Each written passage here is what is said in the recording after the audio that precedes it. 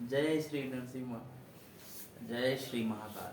कर्पूरगौरं करुणावतारं संसारसारं भुजगेन्द्रहारं सदा वसन्तं हृदयारविन्दे भवं भवानी सहितं नमामि।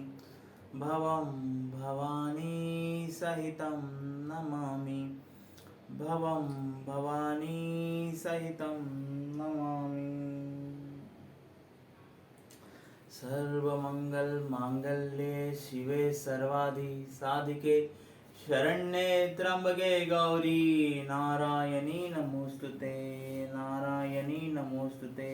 नारायणी नमोस्तुते।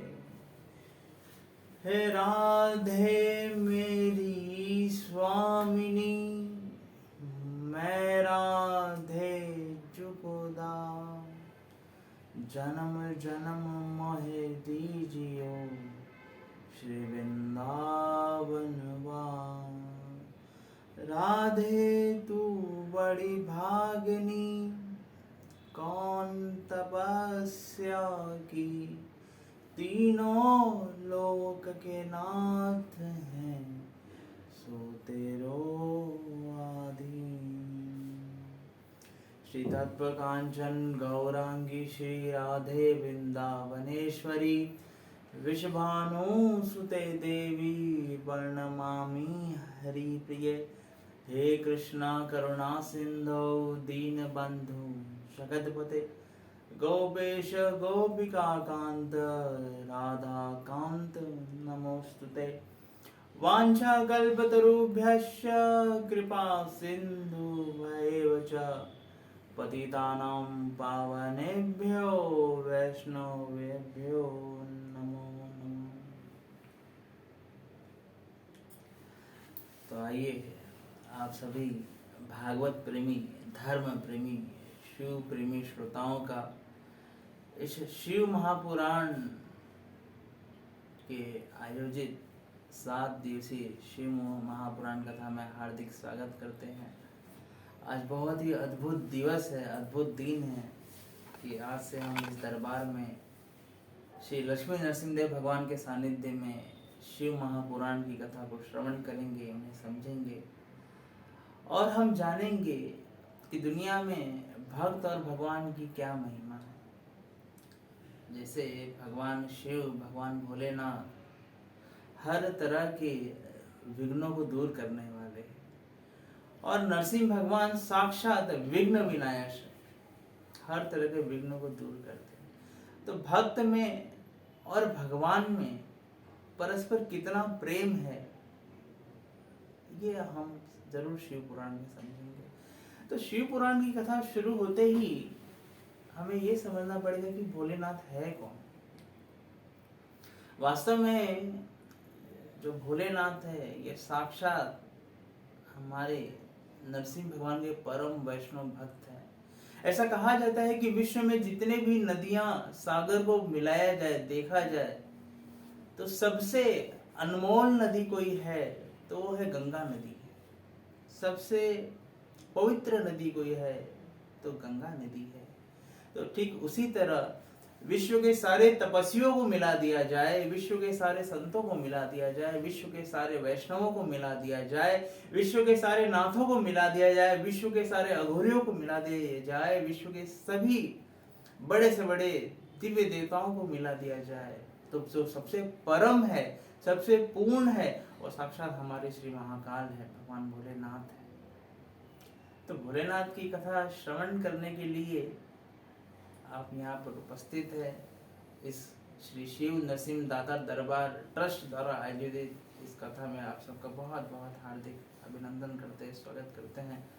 आप कथा में यहाँ पे विराजमान है, यहाँ पे बैठे हैं, आप जरूर मन भावन कथा में अपने सारे मुरादों को पूर्ण करेंगे, क्योंकि शिव महापुराण एक मात्र ऐसी कथा है जहाँ पे व्यक्ति मुक्ति भी प्राप्त करता है, व्यक्ति धन भी प्राप्त करता है, व्यक्ति अपनी सारी मनोकामनाओं को पूर्ण करता है। ये शिव महापुराण की कथा है। वास्तव में कहा जाए, वास्तव में देखा जाए तो साक्षात हमारे भोलेनाथ, साक्षात हमारे महाकाल एक किताब स्वरूप में, कथा स्वरूप में, व्यंग स्वरूप में शिव महापुराण में विराजमान है। इसका हर एक श्लोक, इसकी हर एक पेज पर आप जितना पढ़ेंगे, जितना श्रवण करेंगे, आपके दिल में भगवान भोलेनाथ की कृपा और बरसते जाएगी आपके ऊपर, आपके दिल उनकी भक्ति के लिए लीन हो जाएगा। तो शौनक जी ने सूत जी को पूछा कि हे प्रभु, आप तो सर्वज्ञ हैं, आप इतने बड़े ज्ञानी हैं, और ये आने वाला कलयुग विश्व को बर्बादी की तरफ लेके जाएगा, नरक की तरह लेके जाएगा, नरक में लेके जाएगा। सब विहगामी लोग होंगे, लोग एक दूसरे को मार के खाएंगे, लोग एक दूसरे को काट के खाएंगे, यहाँ पे बड़ा अधर्म है, बड़ा पाप है। हे प्रभु सूत जी, कृपया लोगों की मुक्ति के लिए कोई साधन बताइए। तो सूत गोस्वामी जी कहते हैं कि हे शौनक, व्यक्ति को अगर धर्म, अर्थ, काम, मोक्ष, भक्ति, भजन और बाकी मनोकामनाएं अगर पूर्ण करनी हो तो सबसे सरल तरीका है कि व्यक्ति भोलेनाथ की शरण में चले जाए, क्योंकि सबसे प्रसन्न होने वाले देवता अगर कोई है तो वो हमारे साक्षात महाकाल है, भगवान शिव है। महाशिवरात्रि अभी आ ही रही है, आपने सुना होगा, आपने देखा होगा, आपने समझा भी होगा कि भगवान भोलेनाथ इतने परम दयालु है कि कोई 1 लीटर दूध भी चढ़ा दे तो आप बहुत जल्दी प्रसन्न हो जाते हैं, भक्तों को माफ कर देते हैं। और वैष्णव भक्तों के लिए तो हमारे भगवान महाकाल तत्पर हमेशा खड़े हैं। इसलिए वैष्णव भक्तों को, शिव भक्तों को हमेशा मिलकर महाशिवरात्रि बहुत ही धूमधाम से मनाना चाहिए। और सूत गोस्वामी कहते हैं कि जैसे ही कथा शुरू होती है तो वहां पे एक ऐसी कथा का वर्णन करते हैं जिसे आप सुन के गदगद हो जाएंगे। एक बार एक ब्राह्मण रहता था जिसका नाम देवराज था, और दुनिया में ब्राह्मण होने के बाद भी उसने इतने सारे पाप किए, इतने सारे पाप किए कि भगवान से बहुत विमुख हो गया। उसने अपनी भक्ति को छोड़कर व्यभिचार को धारण किया, लोगों के घर में चोरी करने लगा, लोगों के घर में लूट मचाने लगा, लोगों को बहला फुसला के पैसे लेने लगा, जीव जंतु को मार के खाने लगा, पेड़ पौधों से लेकर हर जीव जंतु तक, मानव तक, सबको परेशान करने लगा। ऐसा देवराज इतना मूर्ख हो गया पैसे के लालच में कि व्यभिचार करने लगा, पराई स्त्रियों के साथ में घूमने लगा, और उसके ऊपर कई लानत, कई अजाब, कई दोष, कई श्राप पड़ने लगे। इतने बड़े भक्त हमने देखे हैं कि पतन हो जाते हैं। क्यों होते हैं? जब व्यक्ति जब तक भगवान की चरण कमलों की रज पकड़ के रखता है, भगवान के चरणों को पकड़ के रखता है, तो भगवान भी उसे पकड़ के रखते हैं। उसके ऊपर कभी भी माया का कोई असर होने नहीं देते, कभी भी वो व्यक्ति बुरी संगति में नहीं जाता है। तो जब भक्त भगवान को छोड़कर किसी और पदार्थ पर, जैसे धन पर या लड़की पर या कई और जगह पर विशेष फोकस करता है, तो भगवान की भक्ति उसके हृदय से धीरे धीरे चली जाती है। पर क्योंकि देवराज ने एक जमाने में भक्ति की है, तो भगवान भोलेनाथ की महिमा ऐसी है कि जिस व्यक्ति ने एक बार भी शिव का नाम जपा है, जिस व्यक्ति ने एक बार भी शिव का नाम लेते हुए कथा सुनी है, तो अंत समय में भगवान भोलेनाथ साक्षात उसके सामने प्रकट होते हैं। प्रकट नहीं हुए तो कम से कम उसे ऐसा दृश्य दिखाते हैं कि उसके मुख से श्री शिव का नाम, भोलेनाथ का नाम निकलता है। आप भी आज काशी में जाएंगे तो काशी में भगवान भोलेनाथ साक्षात जितने भी लोग हैं उनके कान में राम नाम का जप करते हैं, श्री राम, हे राम, जय जय राम। क्योंकि हमारे शिव, हमारे भोलेनाथ के अगर सबसे प्रिय कोई है तो वो हमारे श्री राम है, श्री श्याम है, श्री नरसिंह है। तो देवराज इतने पाप में लीन होने के बाद एक दिन उसे एक बहुत बड़ी बीमारी हो गई, ज्वार हो गया। ऐसा ज्वार, ऐसी बीमारी पड़ी कि जिसका कोई इलाज नहीं हो रहा है, कहीं संभवत इलाज ही नहीं हुआ। मरने का समय आ गया। इतने सालों तक पीड़ा ग्रहण करते गया, बेचारा सहते गया। पर एक दिन उसने ऐसा देखा कि वो गांव से विमुख होकर, क्योंकि लोग ताने मारने लगते। देखिए दुनिया में जब कोई व्यक्ति बहुत साल से रोगी हो तो सगे घर वाले नहीं पूछते। जैसे मान लीजिए किसी को अगर कैंसर हो जाए तो बाहर वाले तो बाद में घृणा करेंगे, घर वाले सबसे पहले घृणा करने लगेंगे। तो उसने जब देखा कि गांव वाले उसे ताना मार रहे हैं, गांव वाले उसे बहुत परेशान कर रहे हैं, गांव वाले उसे बहुत ही टॉर्चर कर रहे हैं, तो उसने गांव से दूर जाने का प्रयास किया। और जब देखा कि एक शिव मंदिर में कुछ शिव के भक्त बड़े धूमधाम से भगवान भोलेनाथ की महिमा का श्रवण करा रहे हैं, कीर्तन गा रहे हैं, भजन गा रहे हैं, कथा गा रहे हैं, तो उसे भी एक बार फलक याद आ गया अचानक कि वो भी इसी तरह भगवान भोलेनाथ की भक्ति करता था। भगवान भोलेनाथ की कृपा से उसे उस जगह पर बैठने का मौका मिला। 7 दिवसीय कथा उसने श्रवण की। श्रवण करने के बाद इतना बड़ा भयंकर रोग था, ज्वर था उसे, परंतु भगवान भोलेनाथ की महिमा से वो ज्वर, वो बीमारी ठीक हो गई। और कुछ दिनों बाद उसका अंतिम समय आया, तो शिव भगवान भोलेनाथ की कृपा से जब उसका अंतिम समय आया तो बिना रोग मरा।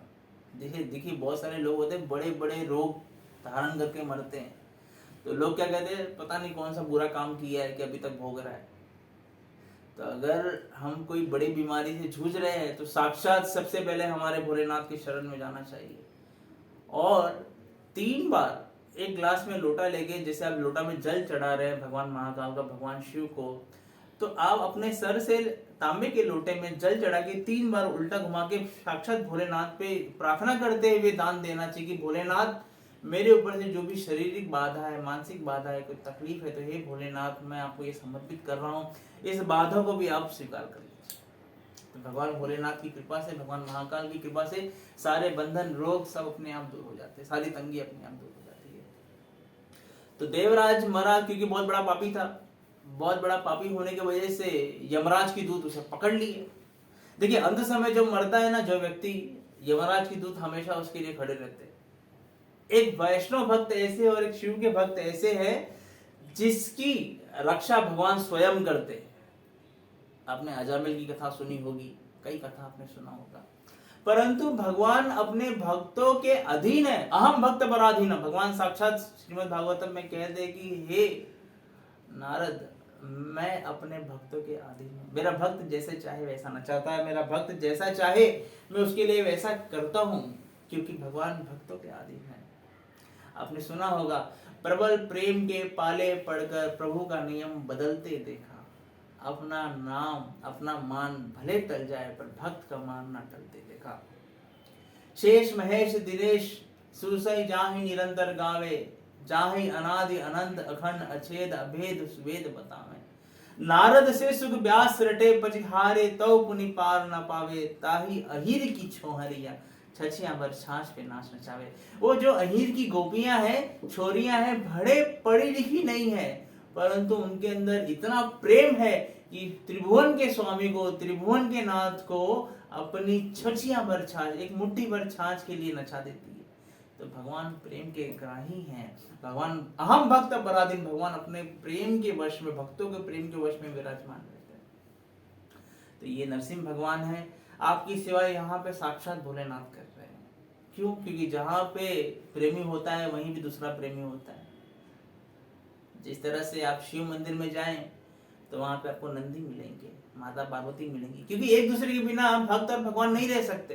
तो जहाँ जहाँ हमारे नरसिंह भगवान विराजमान है, जहाँ जहाँ श्री राम विराजमान है, वहाँ श्री श्याम विराजमान, वहाँ वहाँ वो कथा सुनने के लिए साक्षात हमारे भोलेनाथ विराजमान है। तो ठीक उसी तरह जहाँ जहाँ भोलेनाथ विराजमान है, जहाँ जहाँ शंकर विराजमान है, जहाँ जहाँ महाकाल विराजमान है, वहाँ वहाँ हमारे श्याम राम नरसिंह भी विराजमान है।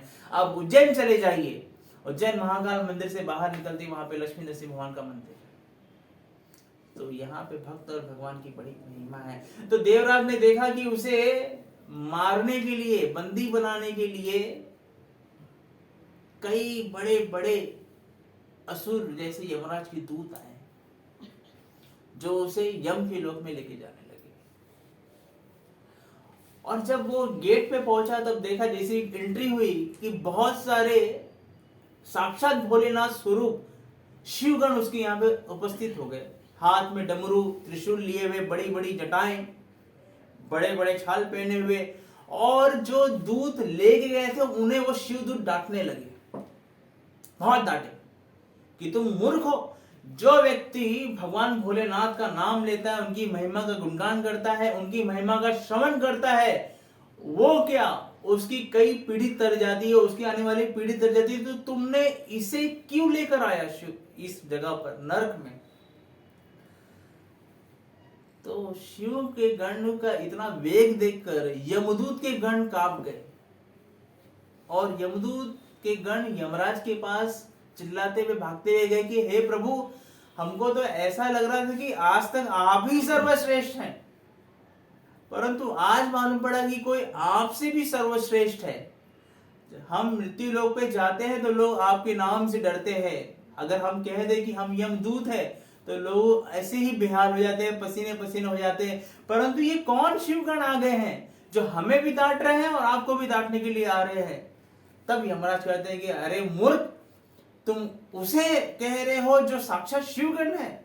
अरे जहां पे शिव का एक गण होता है ना, वहां यमराज के दूत कभी नहीं होते। तो यमराज अपनी गलती मानने के लिए शिव गणों के पास आके माफी मांगे कि प्रभु, मुझे पता है ये दुष्ट है, ये पापी है और आप इसे मुक्त कराने आए हैं। ये साक्षात मेरे शिव का ही आदेश है, भोलेनाथ का आदेश है, वरना ऐसे पापी व्यक्ति ब्राह्मण की कभी क्षमा याचना नहीं हो सकती है, कभी उसका उद्धार नहीं हो सकता।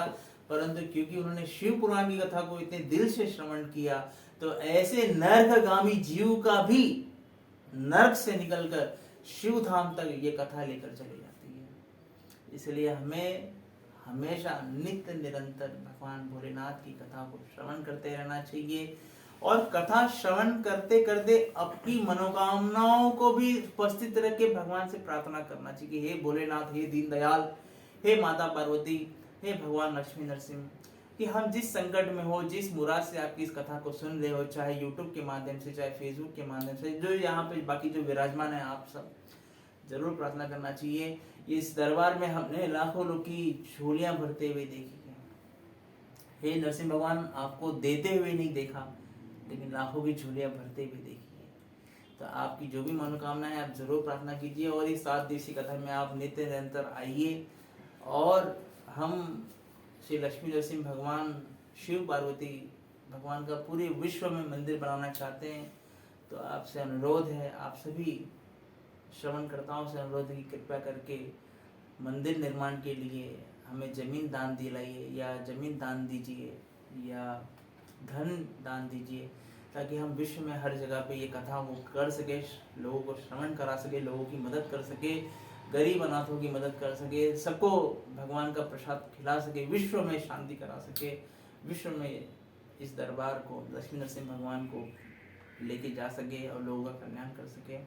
अगर आप कथा के उपरांत मुझसे कुछ पूछना चाहते हैं तो आप अपनी समस्याओं को मुझसे पूछ सकते हैं और भगवान नरसिंह की कृपा से आपकी सारी समस्याओं का समाधान जरूर किया जाएगा। जय श्री नरसिम्हा, जय श्री महाकाल, जय महाकाल।